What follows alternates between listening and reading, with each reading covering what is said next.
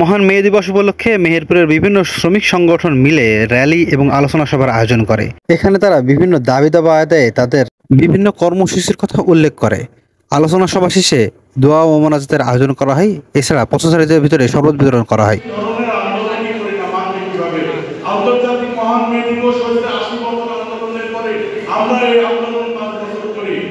আন্তর্জাতিক মহান মে দিবস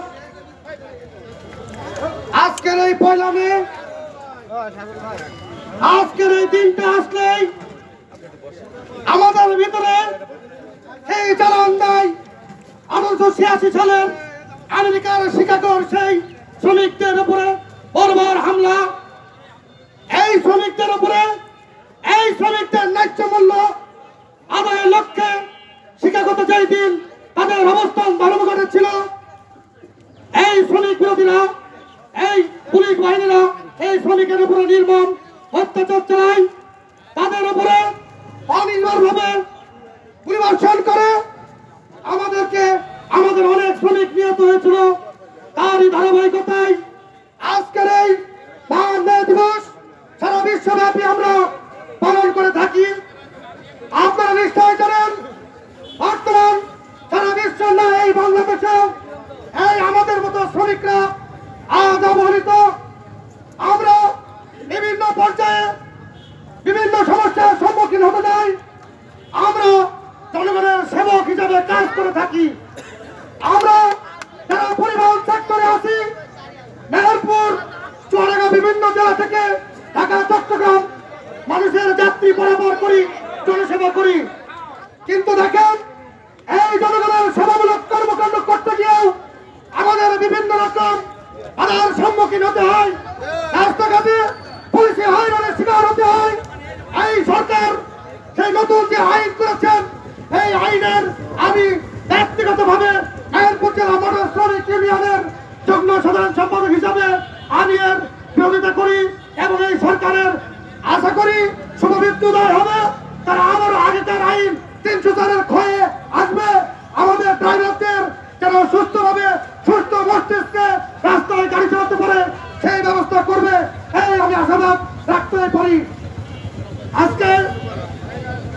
আজকে মেহেরপুর জেলা মোটর শ্রমিক ইউনিয়নের বামুন্ডি শাখা, ডাঙ্গি শাখার, কেদারগঞ্জ শাখার এবং দরবেশপুর শাখা সহ আমার শহরের যে সকল শ্রমিক আজকের এই মহান মে দিবসের মেহেরপুর জেলা মোটর শ্রমিক ইউনিয়নের এই র্যালিতে অংশগ্রহণ করেছেন, আমি সবাইকে মেহেরপুর জেলা মোটর শ্রমিক ইউনিয়নের পক্ষ থেকে সংগ্রামী সালাম এবং শুভেচ্ছা জ্ঞাপন করছি। আগামীতেও শ্রমিকদের যে কোনো আন্দোলন সংগ্রামে আপনারা আমাদের পাশে থাকবেন। আমাদের এই শ্রমিকদের অধিকার আদায়ে আপনাদের সহযোগিতা হয়ে আমরা কাঁধে কাঁধ মিলে কাজ করব, এই আশাবাদ ব্যক্ত রেখে আমি আমার সংক্ষিপ্ত বক্তব্য এখানেই শেষ করছি। 5 লক্ষ থেকে 50,000 টাকা জরিমানা আনতে হবে এবং যাবজ্জীবন এবং এইগুলা থেকে আমাদের আগের পূর্বের আইনে আমাদের আনতে হবে, না হলে আমাদের সারা বাংলাদেশ ব্যাপী আমাদের আন্দোলন হবে এবং আমাদের সকল শ্রমিকদের অনুরোধ করব, আমাদের কেন্দ্র থেকে যে কোনো সময় অল্প দিনের ভেতরে একটা নির্দেশ আসছে যে আমাদের আন্দোলন আসবে। এই আন্দোলনে আপনারা বলার সঙ্গে সঙ্গে যে যেখানে থাকবেন সেখানে গাড়ি আপনার বসে থাকবেন।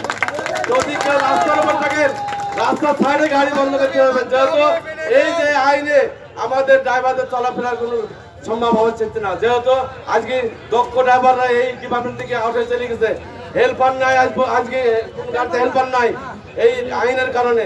যখনই শুনছি 5 লক্ষ টাকা জরিমানা, যখনই শুনছি যাবজ্জীবন, যখনই শুনছি ফাঁসি, তখন এই সেক্টরে কোনো কাজ আসছে না। এই জন্য আমরা ড্রাইভারদের বিশেষভাবে অনুরোধ করবো, আপনার ট্রাক চালান, আমাদের ট্রাক চালান, যাই করেন, বাস চালান, আমাদের কেন্দ্র থেকে যখন নির্দেশ আসবে সেইখানে চাকা বন্ধ হয়ে যাবে। এই চাকা বন্ধ হলে আমাদের আইন সংশোধন হবে, রাজনীতির আন্দোলন ছাড়া কোনোদিন আইন সংশোধন হবে না। বৃহত্তর আন্দোলন শুরু হবে, সেই প্রস্তুতি আপনারা রাখবেন।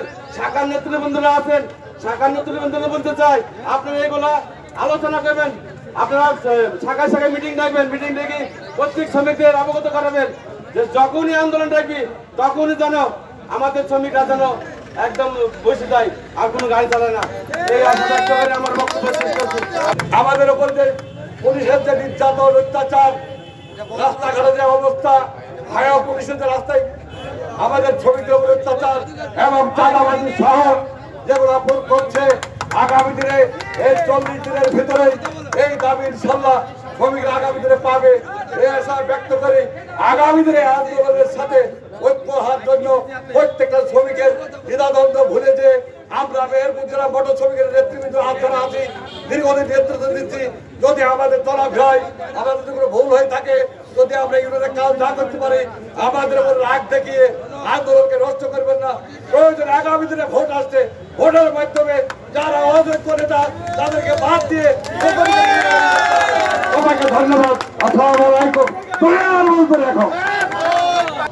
রব্বুল আলামিন মেহেরপুর জেলায় সকল শ্রমিকদেরকে সকল মত পার্থক্য ভুলে গিয়ে ঐক্যবদ্ধ হয়ে সীসা ঘেলা পাচিরের মতন একসাথে একযোগে তাদের ন্যায্য দাবি আদায়ের লক্ষ্যে যেন তারা সংগ্রামে লিপ্ত থাকতে পারে এবং ন্যায্য দাবি তারা ফিরিয়ে আনতে পারে, অবিচার অনাচারকে দূর করে দিয়ে রব্বুল আলামিন তুমি তাদের উপর তোমার কাইদে মদদ দিয়ে সাহায্য করো।